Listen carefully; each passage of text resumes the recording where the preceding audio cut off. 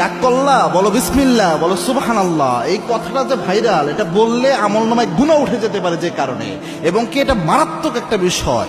দুইটা বিষয় এখানে রয়েছে। আপনারা দেখছেন যে কিছুদিন পর পরই সোশ্যাল মিডিয়াতে একটা ট্রেন্ডিং এ আসে, কাঁচা বাদাম থেকে শুরু করে একটার পর একটা ওই কিরে মধু মধু এরকম জিনিস পোলাপান এটা ছড়ায়। তো এই যে একটা দেখলাম ভিডিওতে সোশ্যাল মিডিয়াতে, হাত দেখতেছে গণকের মতো, সে হাত দেখাচ্ছে আর এমন কথা বলতেছে যেটা জীবন সকলের জীবনের সাথে মিলে যেতে পারে। আর দেখার পরে বলতেছে যে ঠিক কি না, ওই ছেলে বলতেছে ঠিক। কি রাগ করলা? কয় না।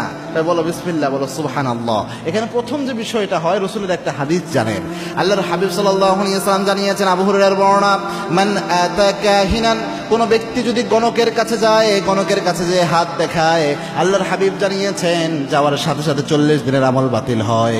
আরেক বর্ণনায় এসেছে, আল্লাহর হাবিব বলেছেন রাসূলের উপর যা নাজিল হয়েছে সবকিছু অস্বীকার করার গুনাহ আল্লাহ আমলনামায় দিয়ে দেয়, সবকিছুর সাথে কুফরি করা হয়ে যায়।